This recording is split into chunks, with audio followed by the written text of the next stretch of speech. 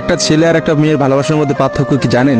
একটা মেয়ে একটা ছেলেকে পাগলের মতো ততক্ষণ পর্যন্ত ভালোবাসে যতক্ষণ পর্যন্ত না সেই মেয়েটা ওই ছেলেটার থেকে ভালো কাউকে পায়। আর একটা ছেলে যখন একটা মেয়েকে ভালোবাসে, তাকে যদি পৃথিবীর সব থেকে সুন্দর মেয়েটাকেও এনে দেওয়া হয়, তবু ওই ছেলেটা তার সেই ভালোবাসার মানুষটাকেই চয়েস করবে। এটাই হচ্ছে একটা ছেলে আর একটা মেয়ের ভালোবাসার মধ্যে পার্থক্য। কারণ ছেলেরা কোনো সময় বেটার অপশন খোঁজে না, ছেলেরা সবসময় তার শান্তির জায়গাটা খোঁজে।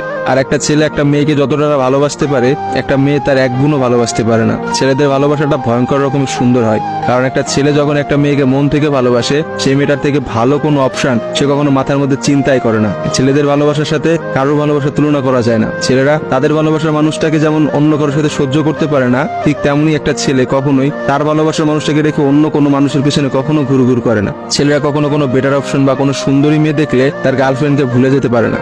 একটা ছেলের ভালোবাসা আপনি কখনোই একটা মেয়ের ভালোবাসার সাথে তুলনা করতে পারবেন না, কারণ মেয়েদের ভালোবাসাটা তো তুচ্ছ।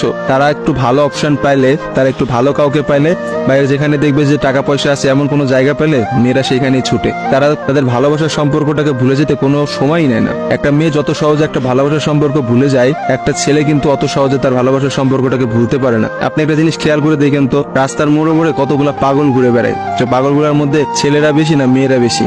আসলে নারীর ছলনার কাছে হেরে গিয়ে কিন্তু ছেলেরা পাগল হয়ে যায়, আর তারাই কিন্তু সমাজে নানা রকম জায়গায় ঘুরে বেড়ায়।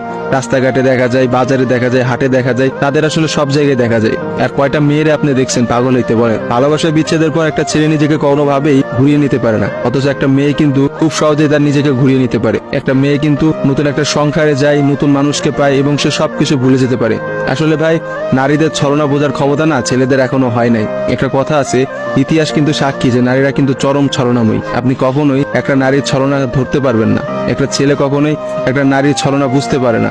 একটা নারী আসলে কি করতেছে বা তার মধ্যে কি চলতেছে, এটা কখনোই তার মুখ দেখে বা তার সাথে মিশে আপনি বুঝতে পারবেন না। অথচ একটা ছেলে, সে কিন্তু কখনো ছলনা করে না। ছেলেদের মানুষের মধ্যে কিন্তু কখনো কোনো ছলনা থাকে না। তারা কিন্তু নিঃস্বার্থভাবে তার প্রিয় মানুষকে ভালোবেসে যায়। দিন শেষে দেখা যায় যে প্রত্যেকটা ছেলেই কিন্তু মেয়েদের কাছে ঠকে যায়। দেখা যায় তার ভালোবাসার মানুষটা কিন্তু একটা সময় বলে, তোমার থেকে ওই ছেলেটা অনেক ভালো, তোমার থেকে ওই ছেলেটা অনেক বেশি টাকা পয়সা আছে, বা তোমার থেকে ওই ছেলেটা অনেক বেশি ভালো অবস্থানে আছে। এইসব কথা বলে কিন্তু একটা মেয়ে খুব